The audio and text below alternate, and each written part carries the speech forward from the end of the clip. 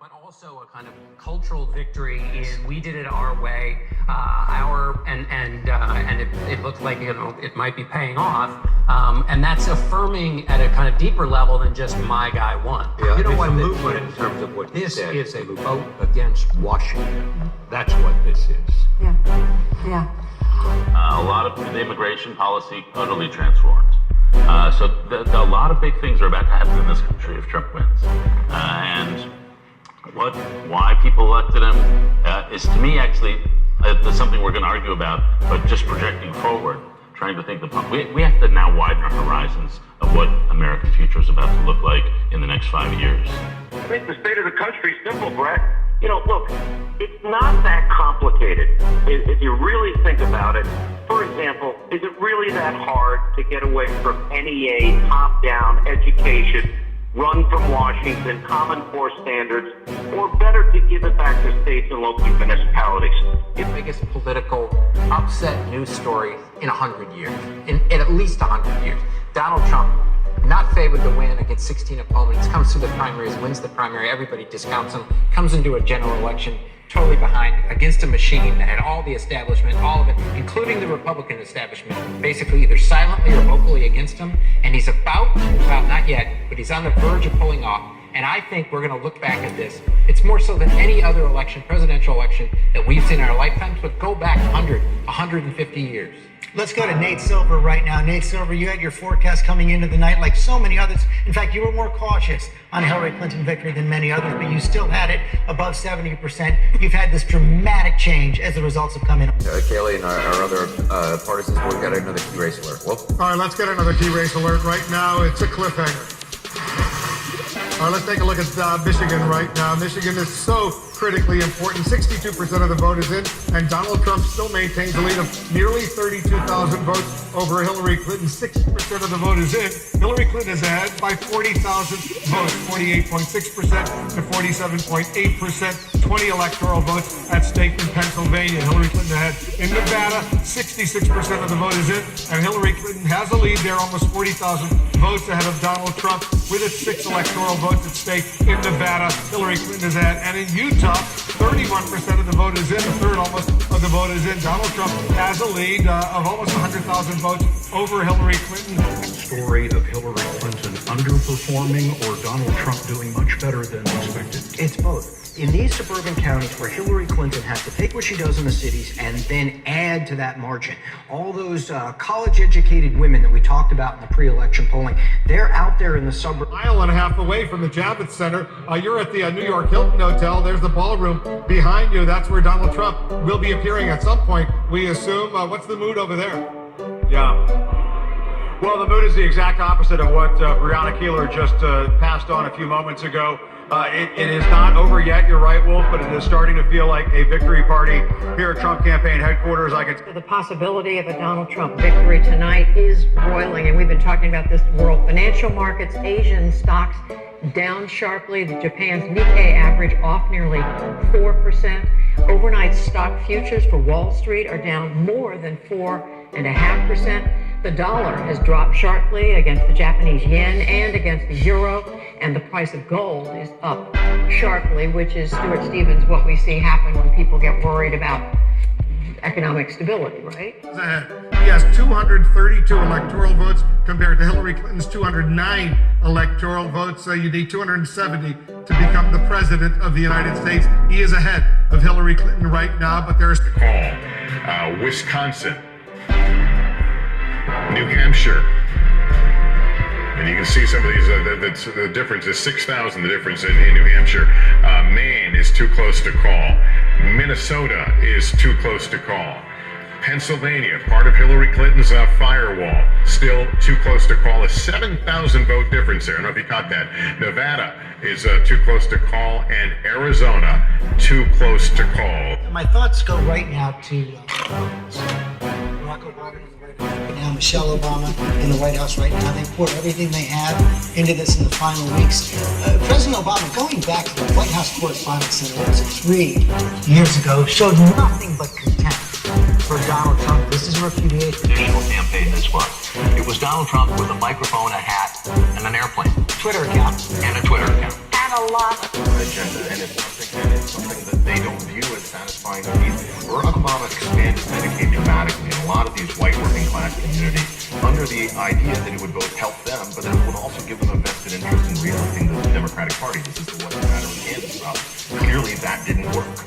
Back at the states, it still isn't decided, but yet we do have 244 electoral votes for Donald Trump, 209 for Hillary Clinton. Look. States we have estimated for Donald Trump, the states in white are the ones that are still too close to call.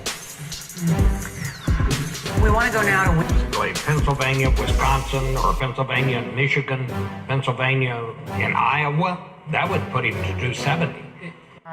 Well, and to the extent that nobody's got 61 away. 70, Yeah. She only needs 61, so. In her shot at urban vote coming in, she does better than expected. Yes, at the moment it looks like it's not. It looks like it's going to be. She has a better chance of doing that in Michigan than in Wisconsin. more there. I can't see that far. Based on my computer, 90% of the vote in, it is neck and neck. According to what I'm seeing, we're talking about a vote difference of just about 10,000. Out of 5 million cast. Out of 5 million cast. Yeah, and she had been ahead in the numbers. So this is First among young people. Hillary Clinton is winning young people 46 to 39%, but 4 years ago, Obama got 60% of young people. 2, Hillary Clinton did not mobilize the President Obama's coalition. She conceded that is dramatic. That is a dramatic development, Dana. And to hear the words President-elect, we haven't yet projected that, but Hillary Clinton, what you're saying, has now made a formal telephone call to Donald Trump to concede. Is that right? That's correct. I'm talking to a source who was there for it and telling me that conversation did happen. Our Sam Price is also hearing from a different source that conversation did happen. So Hillary Clinton has made it very clear to her opponent that she believes that he will be the next president of the United States. even yesterday, and a path to victory that was unlike anything we've ever seen. It did not come without controversy. It did not come without splitting this country in some of the... White won the presidency tonight. The upset that we're all witnessing, which is obviously one of the most stunning political upsets in recent American history. Now, as for what Donald Trump is going to say during the speech, You understood that there was a massive groundswell. Pop this up on, let's see. It's Mike Pence. There we Governor go. Mike Pence. Governor Mike Pence walking to the... The American people have spoken to introduce to you the President-elect of the United States of America, Donald Trump.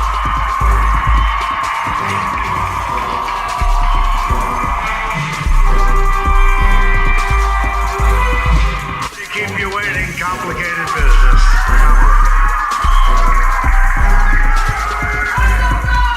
Thank you very much.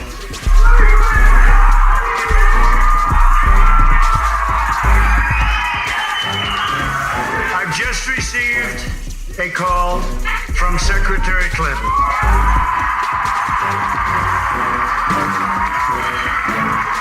She congratulated us, it's about us, on our victory.